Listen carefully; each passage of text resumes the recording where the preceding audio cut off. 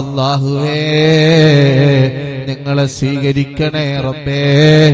ഒരു സ്ഥലത്തും ഞങ്ങളെ പരാജയപ്പെടുത്തല്ല അല്ലാ, ഒരു സ്ഥലത്തും ഞങ്ങളെ വഷളാക്കല്ല അല്ലാ. പാവങ്ങളാണ് ഞങ്ങളെ മജ്‌ലിസിൽ പങ്കെടുക്കുന്ന കുടുംബങ്ങള് അല്ലാ. മദദ് മടവൂർ മജ്‌ലിസിന്റെ കുടുംബങ്ങളാണ് അല്ലാഹുവേ.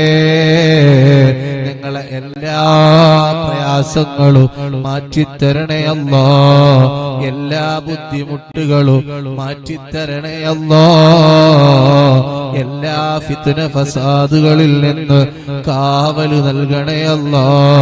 അല്ലാഹുവേ സർവ ശർറുകളും ബാത്തിലാക്കണേ അല്ലാ, എല്ലാ ശർറുകളും ബാത്തിലാക്കണേ അല്ലാ, എല്ലാ ശർറുകളും ബാത്തിലാക്കണേ അല്ലാ. ഞങ്ങളെ മനസ്സിന് സമാധാനം തരണമല്ലാ, സന്തോഷം തരണമല്ലാ. ഞങ്ങളെ മനസ്സിലുള്ള വേദനകൾ ടെൻഷനുകൾ എല്ലാം പരിഹരിക്കണേ അല്ലാ. ആമീൻ ബിറഹ്മതിക യാ അർഹമർ റഹീമീൻ. ഇൻഷാ അല്ലാഹ് പ്രിയപ്പെട്ട മുഅ്മിനീങ്ങളെ, നമ്മുടെ ജീവിതത്തിൽ എപ്പോഴും നമ്മൾ തൗബയോടുകൂടെ ജീവിക്കണോ. നമ്മുടെ പാപങ്ങള് എപ്പോഴും അല്ലാഹുവിനോട് പൊറുക്കലിനെ തേടണോ. അതാണ് യഥാർത്ഥമായ ഒരു സത്യവിശ്വാസിയുടെ ജീവിതം. അങ്ങനെയാണ് ഹബീബായ മുത്തുനബി തങ്ങള് ഒരു ദിവസം 100 ഇസ്തിഗ്ഫാർ ചൊല്ലിയിരുന്നു. ഹബീബായ മുത്തുനബി തങ്ങള് ജീവിതത്തിൽ തെറ്റ് ചെയ്തിട്ടില്ലല്ലോ. ആ മുത്തുനബി തന്നെ 100 ഇസ്തിഗ്ഫാർ ദിവസവും ചൊല്ലിയിരുന്നു. നമ്മൾ ചൊല്ലാറുണ്ടോ? ജീവിതത്തിൽ ഓരോ ദിവസങ്ങളിലും ദൈനംദിനം ഒട്ടനവധി തെറ്റുകൾ ചെയ്യുന്നവരാണ് നമ്മള്. എന്നാൽ നമ്മള് അല്ലാഹുവിനോട് പൊറുക്കലിനെ തേടലുണ്ടോ? ഇസ്തിഗ്ഫാർ ചൊല്ലലുണ്ടോ? ഇസ്തിഗ്ഫാർ ധാരാളം ചൊല്ലണം, തൗബ ചെയ്യണം, പൊറുക്കലിനെ തേടണം. അല്ലാ ഞങ്ങളെ പാപങ്ങൾ പൊറുക്കണം അല്ലാ. അറിഞ്ഞും അറിയാതെയും രഹസ്യപരസ്യമായി ഞങ്ങളിൽ സംഭവിച്ചു പോയ സർവ തെറ്റുകുറ്റങ്ങളും അപരാധങ്ങളും വീഴ്ചകളും നീ ഞങ്ങളോട് മാപ്പാക്കണേ അല്ലാ.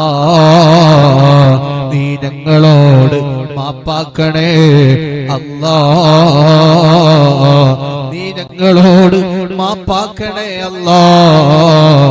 ആമീൻ ബിറഹ്മതിക യാ അർഹമർ റഹീമീൻ. മുഅ്മിനീങ്ങളെ, അങ്ങനെ ജീവിക്കുമ്പോഴാണ് നമ്മുടെ ജീവിതത്തിൽ ബറക്കത്തുണ്ടാകുന്നത്, നമ്മുടെ ജീവിതത്തിൽ അല്ലാഹു ഐശ്വര്യം തരുന്നത്. ഇസ്തിഗ്ഫാർ ചൊല്ലുന്നവരുടെ ജീവിതത്തിൽ വലിയ ബറക്കത്തായിരിക്കും, വലിയ റാഹത്തായിരിക്കും, വലിയ അഭിവൃദ്ധി ഉണ്ടാകും. അവരുടെ പ്രയാസങ്ങള് ഇസ്തിഗ്ഫാറിന്റെ ബറക്കത്ത് കൊണ്ട് അല്ലാഹു സുബ്ഹാനഹു വ തആല മാപ്പ് ചെയ്തു കൊടുക്കുന്നതാണ്. കടം വീടണോ? ഇസ്തിഗ്ഫാർ ചൊല്ലിക്കോളൂ. എല്ലാ കടങ്ങളും അല്ലാഹു വീട്ടിത്തരോ. ജോലിയില്ലാതെ പ്രയാസപ്പെടുന്നവരാണോ? ഇസ്തിഗ്ഫാർ ചൊല്ലിക്കോളൂ. അല്ലാഹു നല്ല ജോലി തരോ. വീട്ടിൽ ബറക്കത്തില്ലാത്ത ബുദ്ധിമുട്ടുണ്ടോ? എന്തിനും തടസ്സങ്ങളാണ്, എല്ലാത്തിനും ഒരു തട്ടിമുട്ടലാണ്. ആ തട്ടിമുട്ടൽ മാറണോ? ഇസ്തിഗ്ഫാർ ചൊല്ലണം, ഇസ്തിഗ്ഫാർ ചൊല്ലണം, ഇസ്തിഗ്ഫാർ ചൊല്ലണം. ഇസ്തിഗ്ഫാർ ചൊല്ലിയാൽ എല്ലാ തടസ്സങ്ങളും മാറിക്കിട്ടും. അല്ലാഹുവേ ഞങ്ങളെ ജീവിതത്തിലുള്ള എല്ലാ തടസ്സങ്ങളും മാറ്റിത്തരണം അല്ലാ. എല്ലാവരോടുമുള്ള ബാധ്യതകളൊക്കെ വിട്ടണോ, കടങ്ങൾ വിട്ടണോ, ബാധ്യതകൾ തീർക്കണോ. അങ്ങനെ നല്ല ഒരു ജീവിതം വേണോ അല്ലാ, ഞങ്ങളെ കടങ്ങൾ വീട്ടിത്തരണം അല്ലാ. കടങ്ങൾ വീട്ടാതിരുന്നാൽ നമ്മൾ എപ്പോഴാണ് മരിക്കാന്ന് പറയാൻ പറ്റൂലല്ലോ. ബേജാറാട് പല നല്ല നല്ല ആവശ്യങ്ങൾക്ക് വേണ്ടിയാണ് പലരിൽ നിന്നും പൈസ നമ്മൾ കടം വാങ്ങുന്നത്.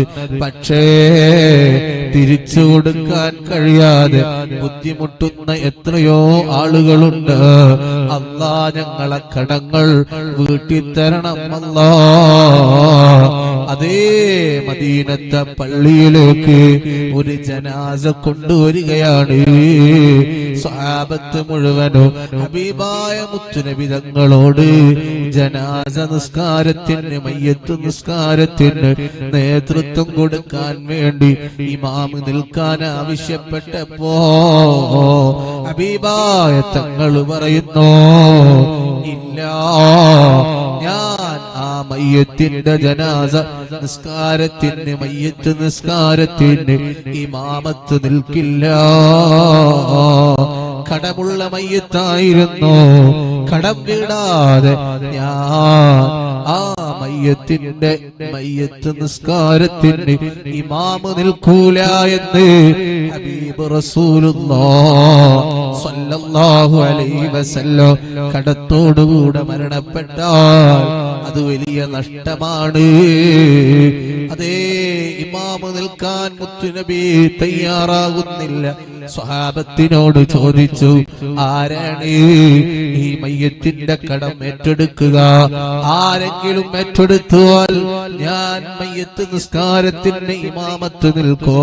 അതേ കൂട്ടത്തിലുള്ള ഒരു സ്വഹാബി, അതേ യാ റസൂലല്ലാഹ്, ഞാൻ ഏറ്റെടുക്കാം നബിയേ, ഞാൻ ഏറ്റെടുക്കാം നബിയേ എന്ന് പറഞ്ഞ് മുത്തുനബി തങ്ങൾ ഏറ്റെടുത്തപ്പോഴാണ്, അപ്പൊ ആ സ്വഹാബി ഏറ്റെടുത്തപ്പോഴാണ് ഹബീബായ തങ്ങൾ മയ്യത്ത് നിസ്കാരത്തിന്റെ ഇമാമത്ത് നിൽക്കുന്നത്. മാത്രമല്ല പിന്നീട് ആ സ്വഹാബിയെ കണ്ടപ്പോൾ ഹബീബായ തങ്ങൾ ചോദിച്ചു, നിങ്ങൾ ഏറ്റെടുത്ത കടം വീട്ടിയോ? വീട്ടി എന്ന് പറഞ്ഞപ്പോഴാണ് ഹബീബായ തങ്ങൾക്ക് സമാധാനായത്. എന്ന് പറഞ്ഞാൽ അത്രത്തോളം ഗൗരവമാണ് കടം. അല്ലാഹു നമ്മുടെ കടങ്ങളൊക്കെ ഊട്ടിത്തരട്ടെ. കടത്തോടുകൂടെ ഞങ്ങൾ ആരെയും നീ മൗത്താക്കല്ല റഹ്മാനേ. പ്രിയപ്പെട്ട